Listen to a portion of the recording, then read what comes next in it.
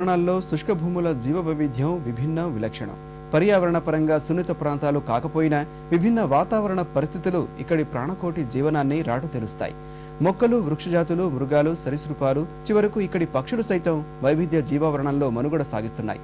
జీవ వైవిధ్య సదస్సు నేపథ్యంలో దేశ వ్యాసాలయంలో 38% ఆక్రమించిన శుష్క, పాక్షిక సూక్ష్మ భూముల్లోనే జీవ వైవిధ్యంపై ప్రత్యేక కథనం.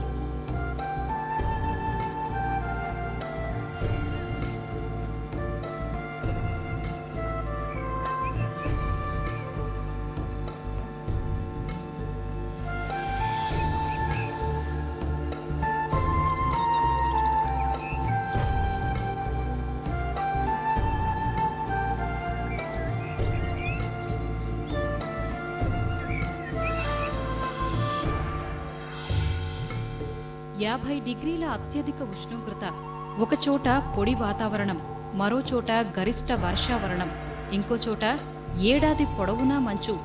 ఇవి దేశంలోని విభిన్నమైన వాతావరణ పరిస్థితులు. ఈ కారణంగానే భిన్నమైన ప్రదేశాలు భారత్లో విస్తరించాయి. దాదాపు 127 మిలియన్ హెక్టార్ల ప్రాంతంలో ఇలాంటి శుష్క ప్రదేశాల జాడ ఉంది. భారత వైశాల్యంలో 38% ఈ భూములు ఆక్రమించాయి. దేశంలోని శుష్క భూమి వైశాల్యంలో రాజస్థాన్ 60% ఆక్రమిస్తే గుజరాత్లో 20%, పంజాబ్, హర్యానాల్లో 9%, ఆంధ్రప్రదేశ్, కర్ణాటక, మహారాష్ట్రలో 10% భూములున్నట్టు అంచనా. ఇక అత్యల్ప ఉష్ణోగ్రతలు కలిగిన హిమాలయ పర్వతపాద ప్రాంతాల్లోని జమ్మూ కాశ్మీర్, హిమాచల్ ప్రదేశ్, ఉత్తరాఖండ్, సిక్కిం రాష్ట్రాల్లోనూ గడ్డి కూడా మొలవని శుష్క భూములు ఇదే కోవకు చెందినవి. దాదాపు 1,80,000 చదరపు కిలోమీటర్ల ప్రాంతం ఈ జాబితాలో ఉంది.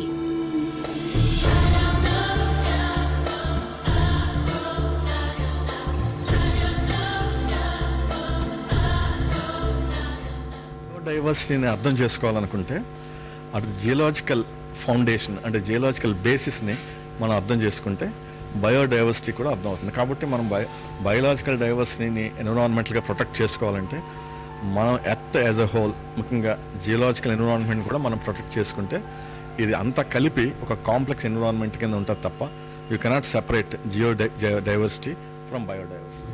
పేరుకు శుష్క భూములే అయినా ఇక్కడ అద్భుతమైన జీవ సౌందర్యం కనిపిస్తుంది. విభిన్న రకాల మొక్కలు, వృక్ష జాతులు కఠినమైన పరిస్థితుల్ని ఎదుర్కొంటూ తమ ఉనికిని కాపాడుకుంటున్నాయి. ప్రత్యేక పరిస్థితుల్ని తట్టుకునేలా జంతుజాలం సైతం తమ ఆకృతిని, ఆహార్యాన్ని కాలానుగుణంగా సర్దుబాటు చేసుకుంటాయి. రాజస్థాన్లో అత్యంత కఠినమైన శుష్క భూమి థార్ ఎడారి ప్రపంచంలోనే 7వ స్థానాన్ని ఆక్రమించింది. ఇండో పసిఫిక్ ప్రాంతంలో అత్యంత కఠినమైన వాతావరణ పరిస్థితులున్న ప్రాంతమిది. ఆరావళి పర్వత శ్రేణిని కూడా కలిగి ఉన్న ఈ ప్రాంతంలో 50 సెంటీగ్రేడ్లకు పైగా కఠిన ఉష్ణోగ్రతతో పాటు గడ్డ కట్టించేంత అత్యల్ప ఉష్ణోగ్రతలు నమోదవుతాయి. ఇక ఏడాది వర్షపాతం కేవలం 100 మిల్లీమీటర్లకే పరిమితం. ఏడాది మొత్తంగా ఒక్క రోజు కూడా వర్షం కురవని వాతావరణ పరిస్థితులే దీన్ని అతిపెద్ద శుష్క భూమిగా మార్చేశాయి.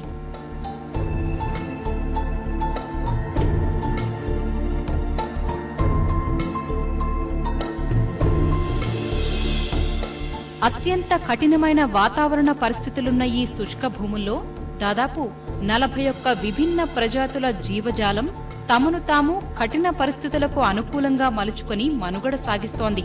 పిల్లి జాతికి చెందిన వేటాడే సింహాలు, చిరుతలు, పులులతో పాటు ఇతర క్షీరద జాతులకు చెందిన అరుదైన కృష్ణ జింకలు, చింకారా జింకలు, అడవి గాడిదలు, ఎడారి నక్కలు, ప్రపంచవ్యాప్తంగా అంతరించిపోతున్న జాబితాలో ఉన్న గ్రేట్ ఇండియన్ బస్టర్డ్ లాంటి 140 పక్షి జాతులు ఇక్కడి జీవావరణంలో కొనసాగిస్తున్నాయి.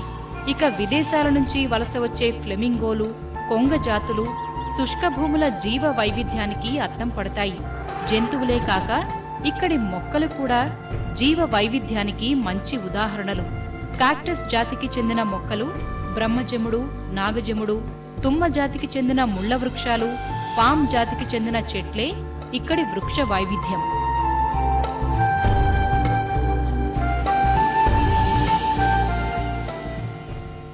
ట్రాన్స్ హిమాలయాల్లోని అతి శీతల శుష్క ప్రాంతాలు, అత్యల్ప ఉష్ణోగ్రతలున్న మంచు ఎడారులే. -50 డిగ్రీలకు పడిపోయే ఉష్ణోగ్రతలు అత్యంత ప్రతికూల వాతావరణ పరిస్థితుల్ని ఏర్పరుస్తాయి. హిమాలయ పర్వతపాద ప్రాంతాల్లో ఇలాంటి కఠిన పరిస్థితుల మధ్య పీల్చే గాలిలోని ఆక్సిజన్ కూడా 8% పరిమితమవుతుంది.